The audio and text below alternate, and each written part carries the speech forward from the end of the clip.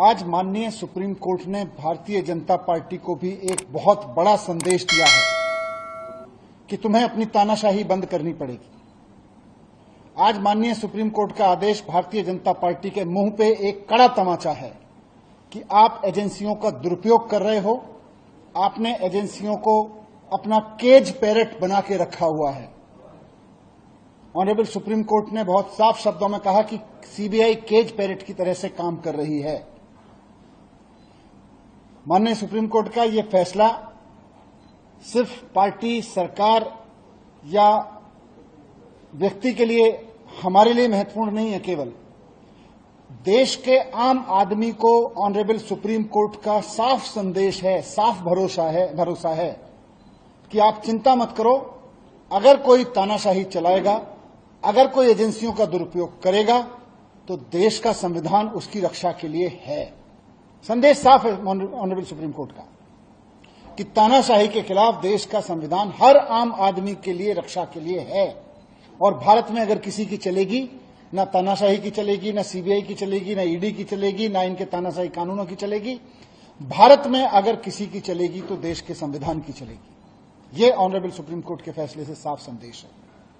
दूसरी बात, honourable supreme court के संदेश से यह साफ है कि भारतीय जनता पार्टी सीबीआई को और ईडी को अपने तोता मैना की तरह इस्तेमाल करते हुए अरविंद केजरीवाल जी को अंदर रखने के लिए साजिशें रच रही थी।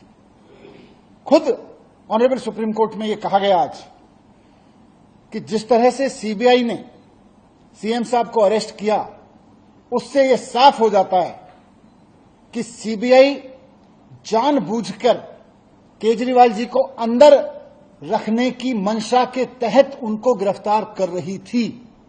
ये बात आज के ऑनरेबल सुप्रीम कोर्ट के फैसले में साफ हो रही है। केजरीवाल जी को जेल में रखने की मंशा के तहत सीबीआई केजरीवाल जी को अरेस्ट करती है। और ये मंशा किसकी है? केजरीवाल जी ने कुछ गलत तो किया नहीं।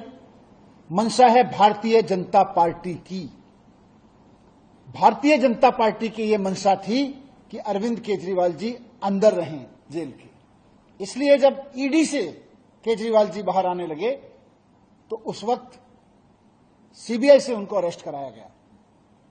बहुत सोची समझी साजिश के तहत सीबीआई ने किसी करप्शन में अरेस्ट नहीं किया, बीजेपी की मंशा से अरेस्ट किया है केजरीवाल जी को। यह बात हम कह रहे थे, आज ऑनरेबल सुप्रीम कोर्ट ने इसको सही ठहराया है कि सीबीआई ने बीजेपी की मंशा को पूरा करने के लिए केजरीवाल जी को उस वक्त अरेस्ट किया जब वो ईडी के केस से बाहर आने वाले थे। तो भारतीय जनता पार्टी को इस पर थोड़ा सा आत्मावलोकन करना चाहिए, शर्म महसूस करनी चाहिए इस बात के लिए कि इतना खुलेआम वो सीबीआई का दुरुपयोग कर रही थी। आज सुप्रीम कोर्ट में एक्सपोज हो गई है बुरी तरह से भारतीय जनता पार्टी। थोड़ा उनको माफी मांगनी चाहिए देश से, देश के संविधान से, बाबा साहब से माफी मांगनी चाहिए भारतीय जनता पार्टी को कि किस तरह से वो एजेंसियों का दुरुपयोग करके दिल्ली के एक चुने हुए मुख्यमंत्री को अंदर डालते हैं, एक कट्टर ईमानदार आदमी को अंदर डालते हैं, और फिर जब एक एजेंसी के झूठे मुकदमों से वो छूटने वाले होते हैं तो फिर दूसरी एजेंसी को लगा के उनको अरेस्ट करवा देते हैं। ये बात आज एक्सपोज हो गई केजरीवाल जी के संबंध में, मुकदमे के जो बेल के संबंध में उन्होंने दिया। अगर आप ये वीडियो YouTube पर देख रहे हैं तो हमारे चैनल को सब्सक्राइब करें और बेल आइकन को दबाना ना भूलें। अगर आप Facebook पर ये वीडियो देख रहे हैं तो हमारे पेज को लाइक करें।